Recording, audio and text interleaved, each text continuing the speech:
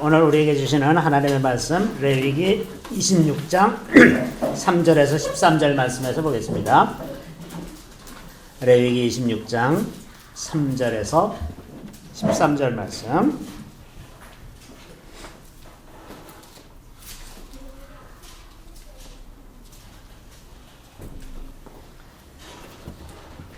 자, 우리 다 같이 읽겠습니다. 너희가 내 규례와 계명을 준행하면 내가 너희에게 철따라 비를 주리니 땅은 그 산물을 내고 밭의 나무는 열매를 맺으리라.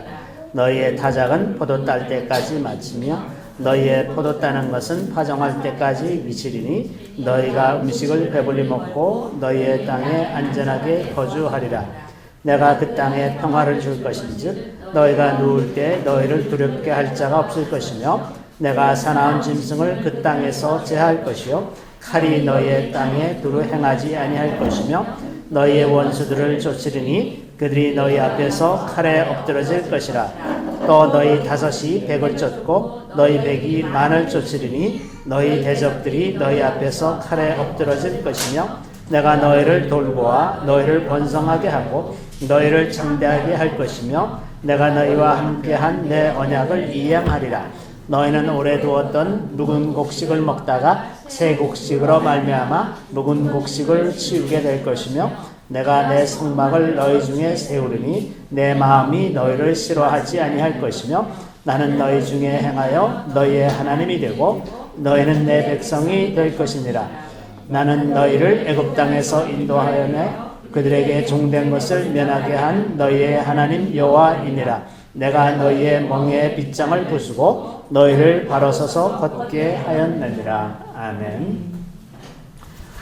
저는 오늘 이 말씀을 가지고 언약 백성에게 주시는 복이라는 제목으로 잠시 말씀을 나누고자 합니다.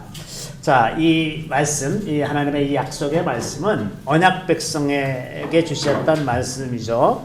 그래서 이 언약 백성이라고 하는 것은 하나님께서 아브라함과 이삭과 야곱 그리고 그 후손과 맺은 언약을 후에 400년 후에 이제 하나님께서 그 언약을 기억하시고 모세를 불러내어서 그 모세를 통해서 이스라엘 백성들에게 하나님의 능력과 그 영광을 보여주시고 그러고 나서 이제 시내산에서 언약을 맺으셨죠. 그리고 이제 이 본문 말씀은 그때 그 언약 맺으시던 때의 장면이죠. 그러니까 출애굽한 지 1년에서 1년 한 달 그 사이쯤에 있었던 일들이 이제 레위기의 이야기입니다. 하나님께서 그 원하시는 것은 이 계명을 지키라는 것. 3절에 보시면 너희가 내 규례와 계명을 준행하면 규례와 계명을 지키면 복이 있을 것이고 이제 어기면 화가 있을 것이다 하는 거죠. 자, 언약 백성이라는 것에 대한 그 생각이 오늘날 이 기독교 안에서는 상당히 많이 약화된 측면이 있습니다. 그런데 그 언약 백성이라는 것이 언약이라는 단어 자체가 그 히브리어로 베리트라 그랬죠. 그 베리트라는 단어 자체가 이 쪼개다 그 생명을 거는 그러한 약속이고 실제로 하나님과 언약을 맺었다고 하는 것은 생명을 거는 거예요. 이게 그 언약대로 살면 생명이고 그렇게 살지 못하면 죽음입니다. 이건 아주 분명해요. 그러니까 뭐 언약 밖에 있는 백성은 말할 필요도 없이 다 죽음이고 언약 안에 있는 사람이라도 언약대로 살면 생명이고 지키지 못하면 죽음이라는 거죠. 그래서 적어도 그 언약 백성, 하나님께서 이렇게 그 귀한 약속을 주시는 그 대상이 어떤 사람들이냐 하면 언약 백성으로 살고자 하는 사람들이죠. 언약을 들어도 그것과 아무 관계없이 살겠다는 사람이거나 그 언약을 무시하면서 사는 사람들에게 주시는 약속이 아니라 그 언약대로 살겠다. 하나님께서 하신 그 약속, 하나님과 맺은 그 언약을 믿고 그것대로 행하겠다고 하는 그런 의지가 있는 사람들.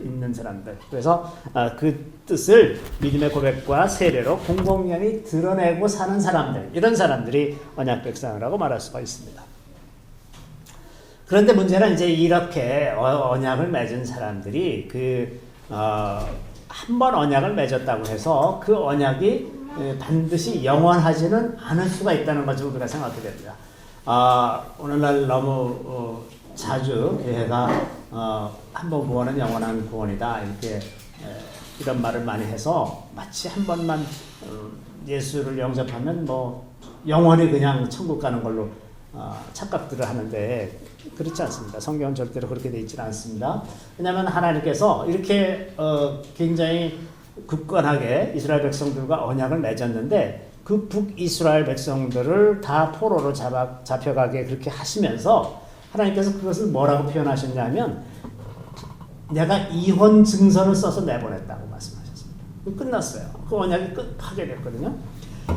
그 남유다에 대해서는 그런 기록이 없는데 북이스라엘에 대해서는 이혼 증서를 써서 내보냈다고 그렇게 말씀하십니다. 그런 것처럼 하나님께서 그 우리와 언약을 맺으셨다고 해서 그 언약이 우리와 영원하다고 그렇게 생각할 수가 없습니다. 그래서 신약의 저자들도 두렵고 떨림으로 너희 구원을 이루라 그렇게 말씀하시는 것이고 한번 그 은혜를 맛보았다가 거기서 타락한 자들은 다시 구원할 수 없다고 히브리서 기자도 그렇게 이야기를 합니다.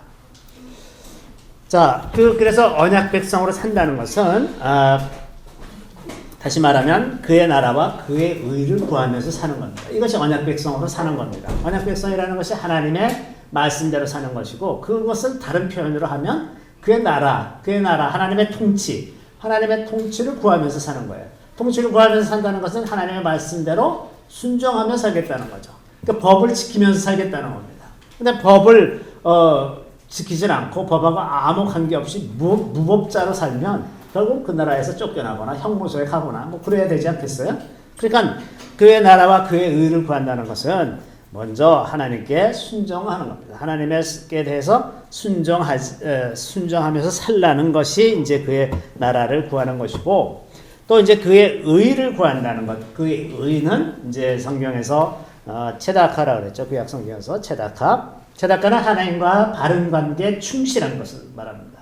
하나님과의 관계 어떻게 해서든지 내가 어떤 그 좀 어려움이 있으면 헷가닥 해서 또 돌이켜서 핑 하고 있는 것이 아니라 어떻게 해서든지 하나님께 붙어 있고 하나님과의 그 관계를 어떻게 해서든 지키려고 애쓰는 것. 그것이 실제로 뭐 죽음의 위협이 온다고 할지라도 계속해서 하나님과의 그 언약을 충실하게 지키려고 하는 그런 태도를 체다카라고 말을 합니다. 그래서 그의 의를 구하는 것은 다른 말로 말하면 하나님을 사랑하고 그 언약을 존중하고 경외하면서 사는 걸 말하는 겁니다. 그러니까 예수님께서 이제 산상수훈에서 너희 먹을 것과 입을 것을 위해서 염려하지 말고 먼저 그의 나라와 그의 의를 구하라. 그리하면 이 모든 것을 너에게 더하시리라. 이렇게 말씀하신 것이 결국 이 지금 오늘 본문의 말씀하고 동일한 말씀들이죠. 너희가 내 언약을 잘 지키면 이러한 복을 너에게 주겠다. 그러는데 그 이러한 복이라는 것이 예수님께서 산상수훈에서 말씀하신 복과 동일한 내용이라고 합니다. 먹을 것, 입을 것, 마실 것을 위해서 염려하지 말아라. 그 동일한 내용들이 있는데 여기에는 이제 그 내용들이 좀 더 구체적으로 인생에 필요한 복이 무엇인지 좀 더 구체적으로 나옵니다. 그래서 우리가 이 시간에 이 구체적으로 하나님께서 어떤 복을 주시려고 하는 것인지 좀 살펴볼 필요가 있을 것 같습니다. 첫 번째는 이제 4절 5절에 보면 내가 너에게 철 따라 비를 주리니 땅은 그 산물을 내고 밭의 나무는 열매를 맺으리라. 너희의 타작은 포도 딸 때까지 미치며 너희의 포도 따는 것은 파종할 때까지 미치리니 너희가 음식을 배불리 먹고 너희의 땅에 안전하게 거주하리라. 자, 인생의 가장 직접적이고 그 강한 위협은 먹을 것이 없는 겁니다. 이제 오늘날 우리는 이제 너무 어려서부터 뭐 먹을 것에 위협을 느끼면서 살아본 사람들은 별로 없잖아요. 근데 그 실제로 이 위협을 느끼면서 산 그런 시대를 겪은 우리 앞 세대는 그렇게 살았잖아요. 우리 어머님이 6.25 때 서울에 사시다가 갑자기 이제 밀려 들어와서 피난을 못 가셨어요. 근데 이제 우리 부모님들이 다 월남한 분들이라서 이 공산 치하에서 이제 우리 아버님이 잡혀가실 수가 있잖아요. 잡혀가면 이제 굉장히 큰 일이니까 우리 아버님은 이제 어디 숨으셨대요. 이제 원래 숨으시고 우리 어머니가 이제 몰래 이제 밥을 해다가 주시는데 6월 25일 이제 저 전쟁이 나서 27일 날 서울이 점령당하고 그때 당시에 쌀이 3마리 있었답니다. 3마리. 3마리 있었는데 이제 전쟁이 언제 끝날지 모르잖아요. 그래서 그때부터 우리 아버님 것만 밥 한 공기를 딱 지어서 몰래 이제 가지고 이제 멀리 가갖고 갖다 드리고 우리 어머님은 그 당시에 그 한강변에 그 고구마 밭이 많이 있었대요.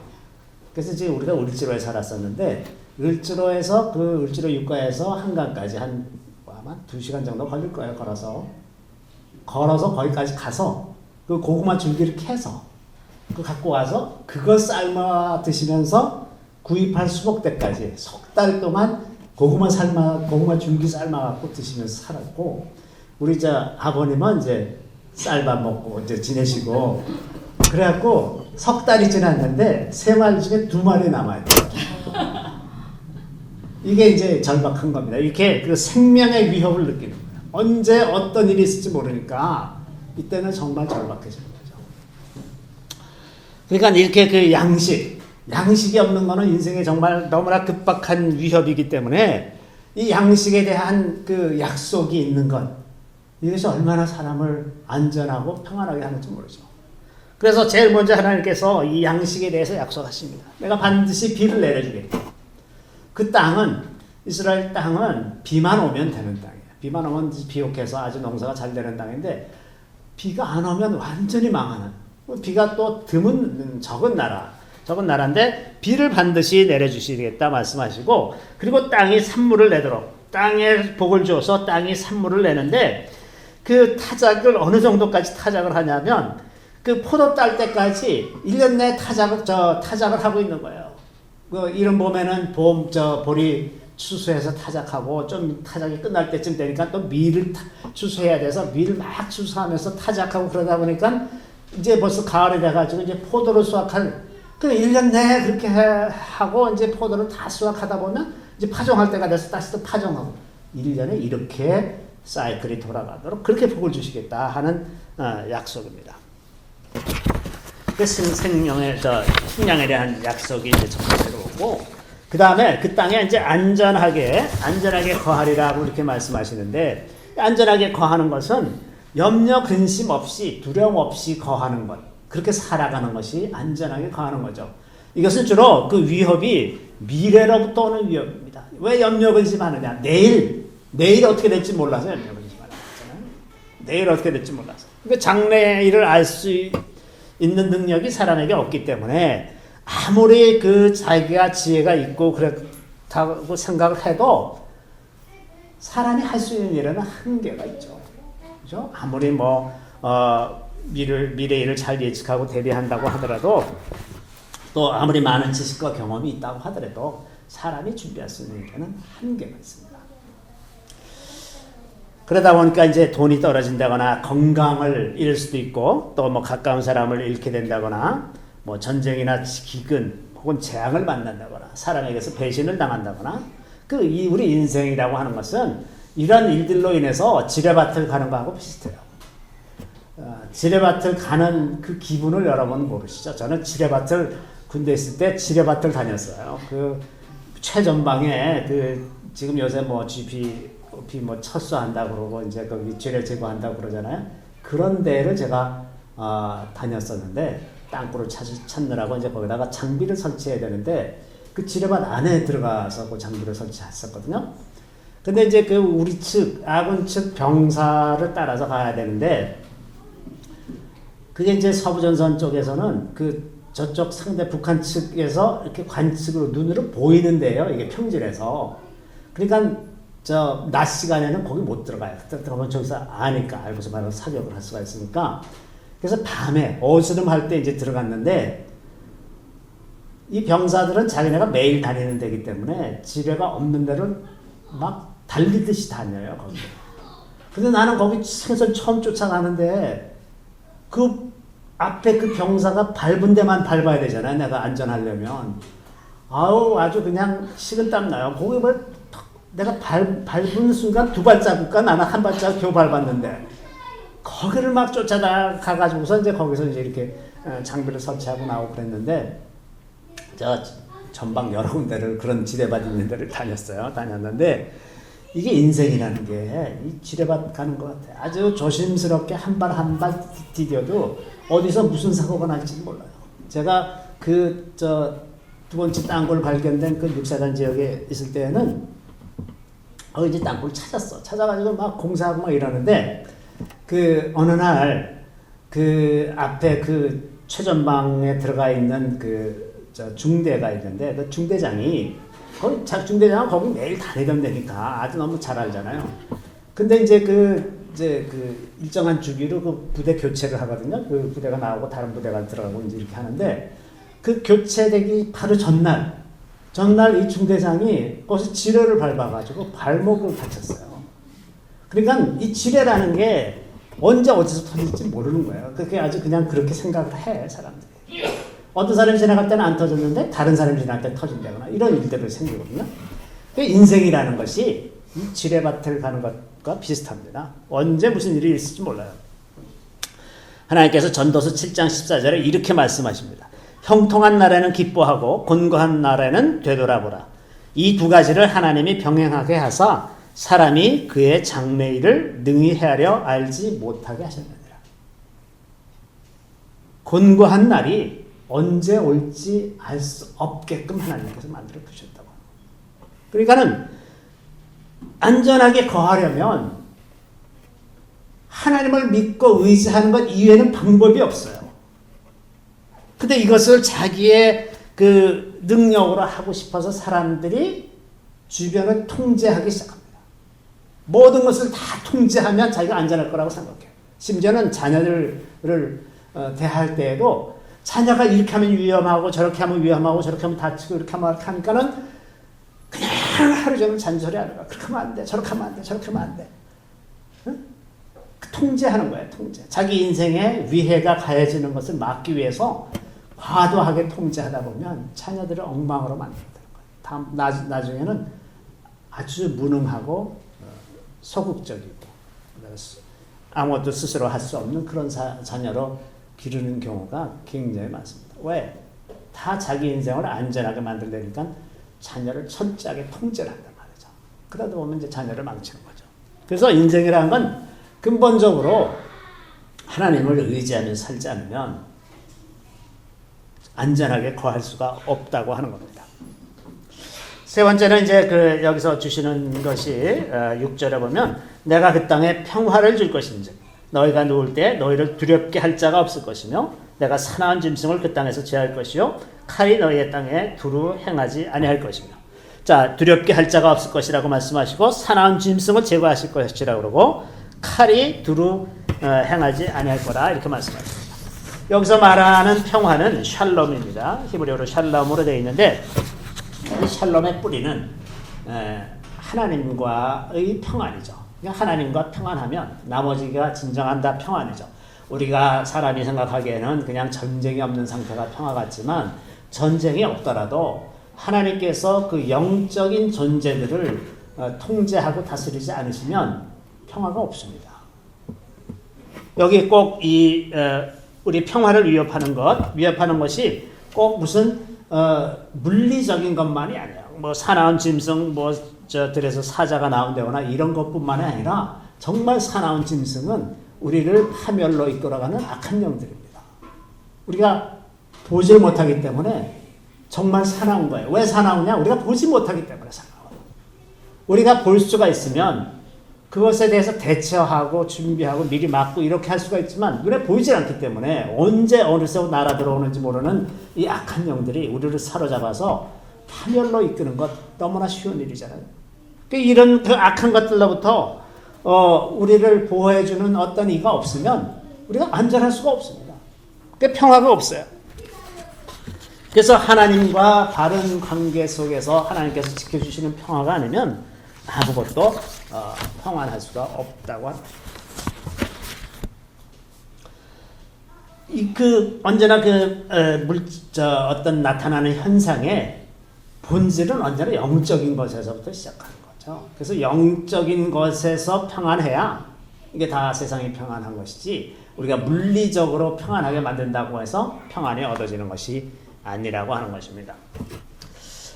네 번째는 이제 7절, 8절에 강함, 힘, 능력 이런 것이라고 표현할 수 있는 너희의 원수들을 쫓으리니 그들이 너희 앞에서 칼에 엎드려질 것이며 또 너희 다섯이 백을 쫓고 너희 백이 만을 쫓으리니 너희 대적들이 너희 앞에서 칼에 엎드려질 것이며.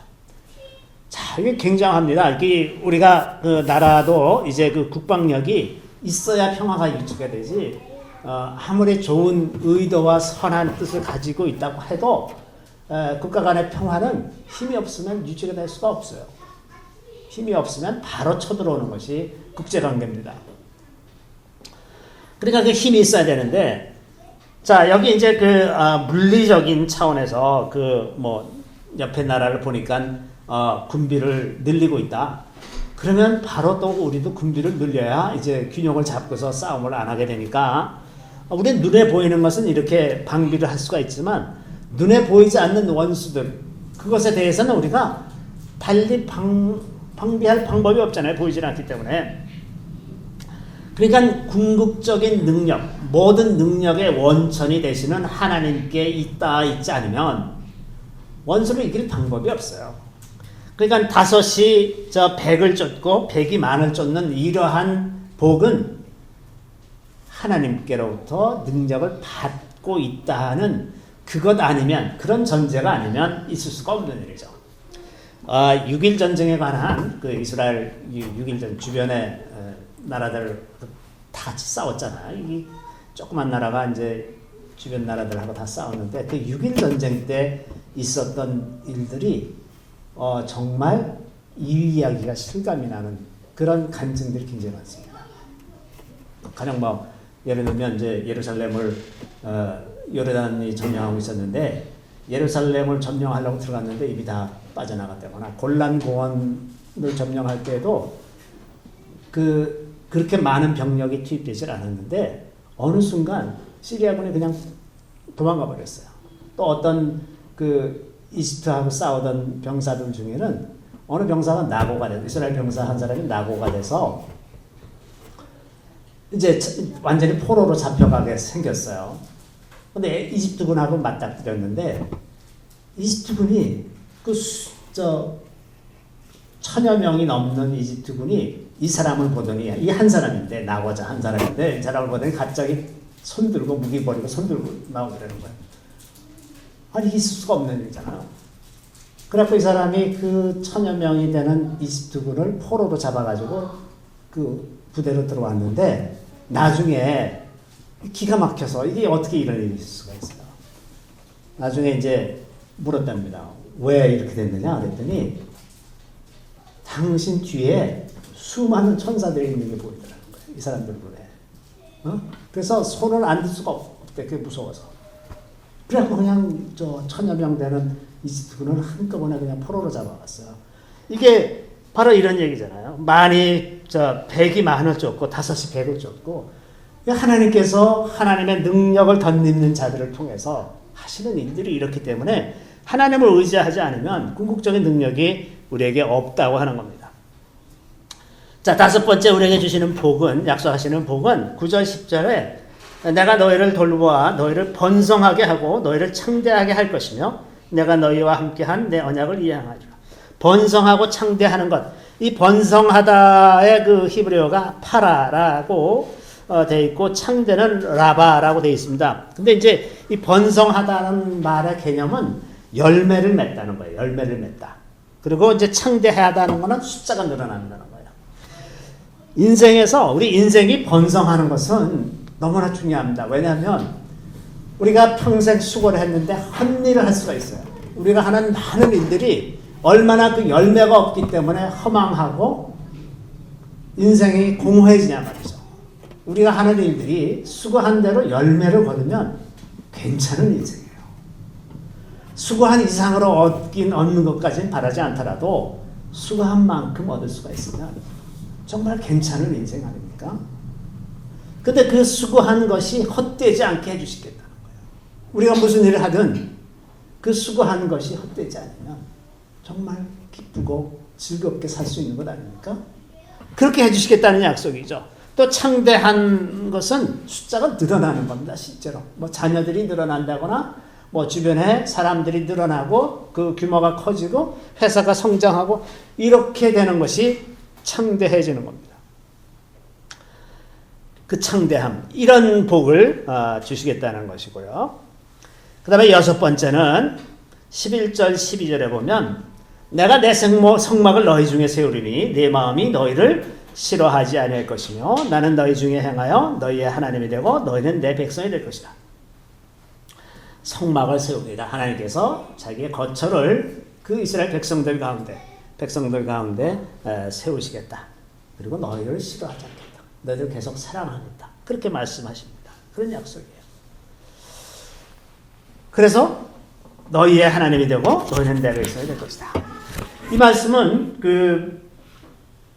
말씀을 주신 한 1년 전쯤 시내산에서 하나님께서 이스라엘 백성들과 언약을 맺으실 때 모세를 통해서 하신 말씀이 이 말씀이죠. 출애굽기 19장 5절 6절에 가보시면 한번 가볼까요? 출애굽기 19장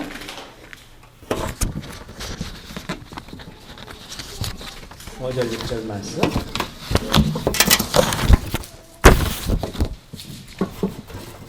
우리 다 같이 읽겠습니다. 세계가 다 내게 속하였나니 너희가 내 말을 잘 듣고 내 언약을 지키면 너희는 모든 민족 중에서 내 소유가 되겠고 너희가 내게 대하여 제사장 나라가 되며 거룩한 백성이 되리라. 너는 이 말을 이스라엘 자손에게 전할지니라. 자, 내 소유가 되겠고 내 백성이 되고 거룩한 백성이 되리라. 나의 백성이 될 것이다.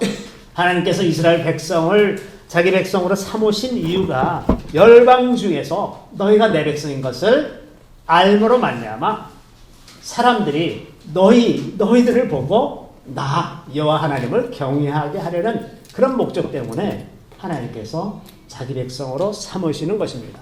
오늘날에도 하나님께서 우리들을 자기 백성으로 삼으신 이유는 우리들을 통해서 하나님을 드러내려고 하는 겁니다. 그렇게 해서 우리가 계명대로 살고 하나님의 뜻대로 사는 것을 보고 다른 사람들이 하나님을 알게끔, 그래서 하나님의 질서가 세워지고 하나님의 뜻이 이루어지도록 우리를 사용하시기 위한 것이죠. 그래서 우리가 숨어서 믿는 것이 아니라 이 세상 등을 켜서 등경 위에 두고 말 아래 두지 아니하나니 모든 사람들이 그 빛을 보고 그것을 알게 하기 위해서 하나님께서 우리를 백성으로 삼으셨다고 하는 겁니다. 그러니까 그 앞에 있는 여러 가지 복들이 결국은 어디를 향하느냐 하면 우리가 하나님의 백성인 것을 드러내는 것이고, 우리가 그것을 통해서 우리가 복받고 잘 살고 그러는 것으로 사람들한테 자랑하고 남들이 부러워하는 삶을 살기 위한 것이 아니라 하나님을 드러내기 위해서 사는 것이라고 하는 겁니다. 그래서 이제 너희의 하나님이 될 거다. 그래서 너희들을 통해서 나를 세상에 알리겠다 하는 이런 약속의 말씀이죠.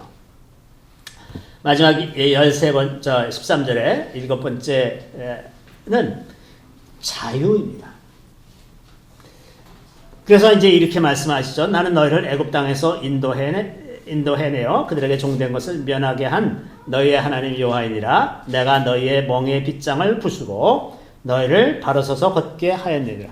자, 바로 서서 걷는 것. 자, 이제 다른 사람에게 혹은 어떤 이웃에게 목을 숙이지 않아도 되고 그냥 딱 바로 서서 당당하게 자유롭게 그렇게 살 수 있도록 하기 위해서 내가 너희를 애굽 땅에서 인도하여 냈다. 이 자유죠. 자, 우리가 머리를 숙이지 않고 살아도 되면 얼마나 좋습니까?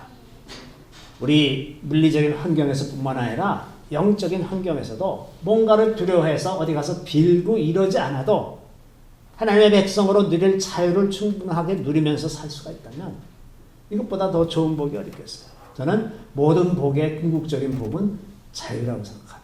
그래서 우리 자유의 집이에요. 그래서 자유의 집. 복 자유. 이게 정말 기쁘지 않습니까? 누구에게 숙이지 않아도 되는 것이.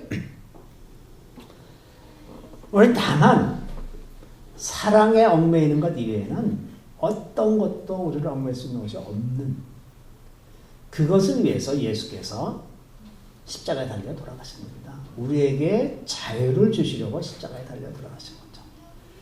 우리의 모든 죄를 예수 그리스도의 보혈로 사하시고 우리에게 성령을 주셔서 성령을 따라 살게 해주심으로 말미암아 우리가 진정한 자유를 누리게 살게 하시는 것. 이 자유를 위해서 이 앞에 복들 6가지 복들을 이렇게 쭉 주시고 나면 우리가 자유한 거예요. 아무것도 두려워할 것도 없고 얽매일 것도 없고 장래일이나 과거일이나 어떤 일도 우리를 사로잡을 수가 없고 우리를 결박할 수가 없습니다. 어떤 근심 걱정도 우리를 사로잡을 수가 없습니다. 그 어떤 대적도 우리를 위협할 수가 없습니다.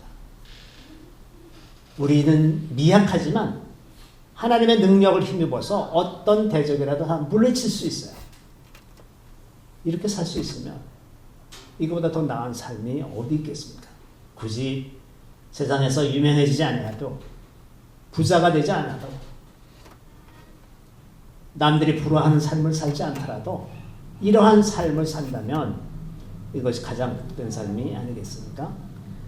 하나님께서 약속하시는 복, 이런 것이 진정으로 우리에게 있어야 되는 복. 너는 먼저 그의 나라와 그의 의를 구하라. 그리하면 이 모든 것을 너에게 더하시리라. 그 모든 것이 저는 이 7가지라고 생각합니다. 이것이 있으면 우리 인생은 넉넉합니다. 넉넉한 인생입니다. 그리고 자기 계명대로 사는 백성들에게 약속하신 이 약속의 말씀이 오늘날 성령을 힘입어서 그 계명대로 살고자 하는 제 백성들에게 주시는 약속이라고 생각이 듭니다. 잠시 기도하겠습니다.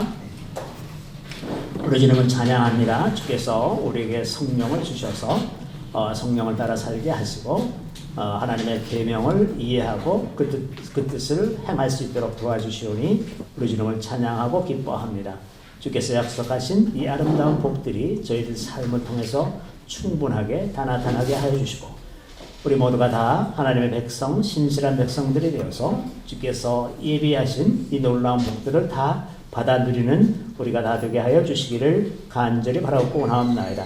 우리 한 사람 한 사람을 통해서 하나님의 영광이 드러나며 살아계신 하나님이 이웃들에게 전해지게 되기를 구합니다. 진실로 여호와 하나님만이 참 하나님이시며 그 하나님은 우리를 사랑하셔서 자기 아들을 보내시고 십자가에 달려 돌아가시게 하시면서 우리를 구원하신 그분이신 것을 우리 모두가 다 믿고 또 사람들에게 전할 수 있게 도와주시기를 우리 구주 예수 그리스도의 이름으로 감사하며 기도드리옵나이다. 아멘.